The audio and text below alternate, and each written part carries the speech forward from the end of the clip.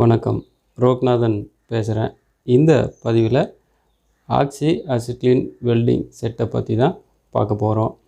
ஆக்சி acetylene welding செட்டுக்கும் நம்ம R&AC சிஸ்டத்துக்கும் என்ன தொடர்பு அப்படின்னு பார்த்தோம் அப்படின்னா, இந்த கேஸ் வெல்டிங் பயன்படுத்தி தான் நம்ம R&AC சிஸ்டத்தில் பைப்லைனை எல்லாம் நம்ம பர்மனன்ட் ஜாயிண்ட்டு கனெக்ட் பண்ணுறோம். நம்ம மோஸ்ட்லி டொமஸ்டிக்கில் ஏர் எல்பிஜி பயன்படுத்துவோம். கமர்ஷியலில் இந்த ஆக்சி அசிட்லின் வெல்டிங் செட்டை பயன்படுத்தி தான் பாகங்களை இணைக்கிறதுக்கு இந்த ஆக்சி அசிட்லின் பிரேசிங் செட்டை தான் பயன்படுத்துவோம்.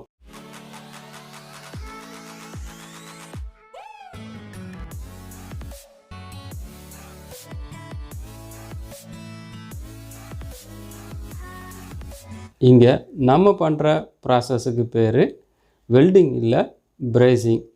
வெல்டிங்க்கும் பிரேசிங்க்கும் என்ன வித்தியாசம் அப்படின்னு பார்த்தா, வெல்டிங்கில் பேஸ் மெட்டலும் மெல்ட் ஆகும், கூட இருக்கிற ஃபீலர் ராடும் மெல்ட் ஆகும். நம்ம R&AC துறையில் பிரேசிங், இங்கே பேஸ் மெட்டல் மெல்ட் ஆகாது, ஆனால் நம்ம வைக்கிற ஃபீலர் ராடு மெல்ட் ஆகும். ஸோ இப்போ இதன் மூலிமா தான் நம்ம காப்பர் பைப்புகளை இணைக்கிறோம். இந்த பதிவில் இந்த ஆக்சி அசிட்லின் வெல்டிங் செட்டு எப்படி வேலை செய்யுது, ஸோ இதில் என்னென்ன பாகங்கள்லாம் இருக்குது அப்படின்றத பற்றி பார்ப்போம். நம்ம R&AC சிஸ்டத்தில் ஏர் எல்பிஜி தான் அதிகமாக யூஸ் பண்ணுவோம். ஸோ இதுவும் டொமஸ்டிக்கில் தான் யூஸ் பண்ணுவோம். ஆனால் கமர்ஷியலில் டொமஸ்டிக்கில் இந்த ஆக்சி அசிட்லின் வெல்டிங் செட்டை பயன்படுத்தி நம்ம பிரேசிங் செய்யும்பொழுது ஸோ குவாலிட்டி நல்லாயிருக்கும், ஃபினிஷிங்கும் பக்காவாக இருக்கும். ஸோ அதே மாதிரி கரெக்டான டெம்பரேச்சர் இதில் கிடைக்கிறதுனால, ஃபினிஷிங் பக்காவாக இருக்கிறதுனால லீக்கேஜி நம்ம அவாய்ட் பண்ணலாம். ஸோ அதே மாதிரி அக்யூரேசியாகவும் இருக்கும். சரி, இந்த ஆக்சி அசிட்லின் வெல்டிங் செட்டில் என்னென்ன பாகங்கள்லாம் இருக்குது அப்படின்னு பார்த்தோன்னா, எக்யூப்மெண்ட்டில் ஃபஸ்ட்டு பார்த்தோம் அப்படின்னாக்கா 2 சிலிண்டர் இதில் பயன்படுத்தியிருப்போம். ஒன்று கேஸ் சிலிண்டர், அதாவது ஆக்சிஜன், இன்னொன்று அசிட்லின் சிலிண்டர். இதை சிம்பிளாக நம்ம DA அப்படின்னு சொல்லுவோம். DA அப்படின்னா டிசால்வ்டு கேஸ், ஸோ அப்படின்னு பேர்.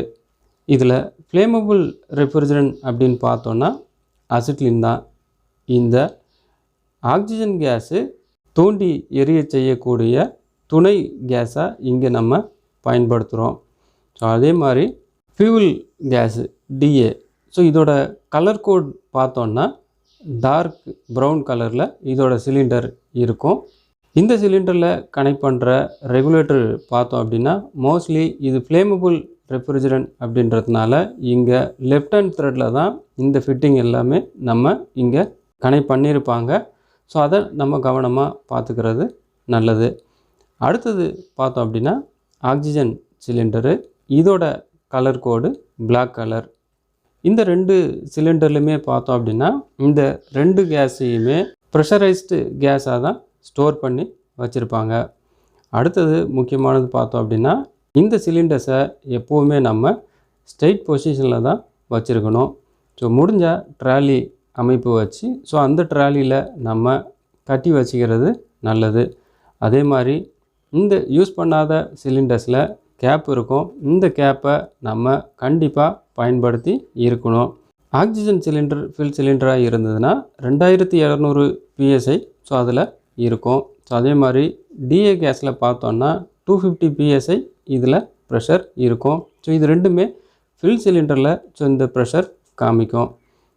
அடுத்தது முக்கியமானது ரெகுலேட்டர்ஸ். இங்கே நமக்கு தேவையான அளவு ப்ரெஷர் கேஸு வெளியில் வரணும் அப்படின்னாக்கா இந்த ஹை ப்ரெஷர் சிலிண்டர்ஸ்லேருந்து ஒரு ரெகுலேட்டர் கனெக்ட் பண்ணி அந்த ரெகுலேட்டர் வழியாக நம்ம கேஸ் எடுத்து யூஸ் பண்ணும்போது கேஸை நமக்கு ரெகுலேட் பண்ணி கொடுக்குது. ஸோ அதனால தான் இதுக்கு ரெகுலேட்டர்னே பேர். இந்த ரெகுலேட்டரு ஒவ்வொரு சிலிண்டர், அதாவது ஆக்சிஜன் சிலிண்டருக்கு தனியாக ஒரு ரெகுலேட்டரும், ஸோ அதே மாதிரி DA சிலிண்டருக்கு தனியாக ஒரு ரெகுலேட்டரும் கனெக்ட் பண்ணியிருப்பாங்க. இந்த ரெகுலேட்டரில் பார்த்தோம் அப்படின்னாக்கா 2 கேஜ் இருக்கும். ஸோ அதே மாதிரி நம்ம கேஸை அட்ஜஸ்ட் பண்ணுறதுக்கு மேலே அட்ஜஸ்டிங் ஸ்க்ரூ இருக்கும். எல்லாத்துக்கும் மேலே இங்கே ஒரு சேஃப்டி வால்வும் கொடுத்துருப்பாங்க. அடுத்தது வெல்டிங் டார்ச்சு. இந்த வெல்டிங் டார்ச்சில் மிக்சிங் சேம்பர் இருக்கும். இந்த மிக்சிங் சேம்பர் தான் ஆக்சிஜன் கேஸையும் அசிட்லின் கேஸையும் மிக்ஸ் பண்ணி நமக்கு கொடுக்கும். ஸோ அதே மாதிரி அடுத்தது ஹேண்டில். இந்த ஹேண்டில் நம்ம ஹோல்டு பண்ணி இந்த பிரேசிங் பர்பஸை செய்ய முடியும். அடுத்தது வால்வு கண்ட்ரோல். வால்வு கண்ட்ரோல் பார்த்தோம் அப்படின்னாக்கா இங்கே 2 வால்வு இருக்கும்.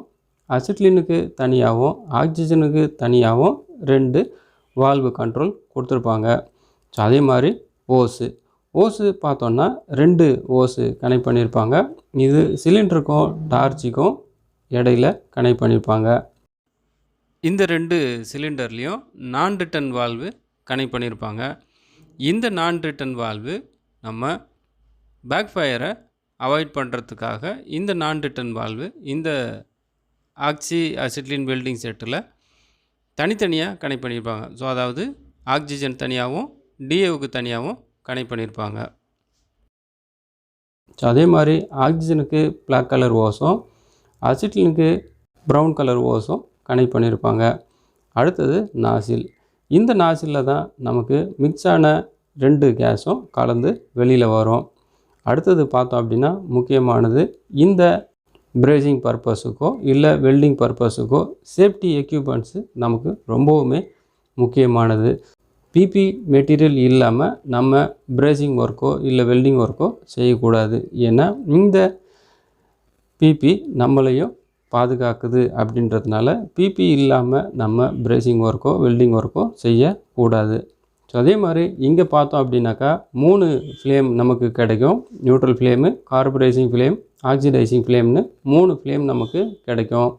நம்ம R&AC ஃபீல்டில் அதிகமாக நம்ம நியூட்ரல் ஃப்ளேம் தான் பயன்படுத்துவோம். இந்த நியூட்ரல் ஃப்ளேமில் ஆக்சிஜனும் அசிட்லினும் சம அளவு ப்ரெஷர் வச்சோம் அப்படின்னாக்கா நியூட்ரல் ஃப்ளேம் கிடைக்கும். மோஸ்ட்லி எல்லா விதமான பிரேசிங்க்கும் நம்ம இந்த நியூட்ரல் ஃப்ளேமை பயன்படுத்தி தான் பிரேசிங் ஒர்க்கை செய்வோம். நம்ம R&AC துறையில் மட்டும்தான் நம்ம எல்லா சப்ஜெக்டையும் நம்ம படிப்போம். குறிப்பாக எலக்ட்ரிக்கலு, எலக்ட்ரானிக்ஸு, வெல்டிங்கு, R&AC அப்படின்னாலே பிரேசிங் ஒர்க்கு பக்கவாக தெரிஞ்சிருந்தது அப்படின்னாக்கா நம்மளோட குவாலிட்டி, நம்மளோட திறமையும் மிகவும் நல்லாவே இருக்கும். பிரேசிங் பக்கவாக இருந்தது அப்படின்னா நம்ம துறையில் மென்மேலும் வளரலாம். நம்ம இதுக்கு பயன்படுத்துகிற பிரேசிங் செட்டு, ஸோ அது ஆக்சி ஆசிட்லாம் இருந்தாலும் சரி தான், ஏர் எல்பிஜியாக இருந்தாலும் சரி தான், கவனமாக நம்ம செய்யும்பொழுது நாம் சேஃபாக இருக்கலாம். இது வரைக்கும் வீடியோவை கட் பண்ணாமல் பார்த்த அனைவருக்கும் நன்றி.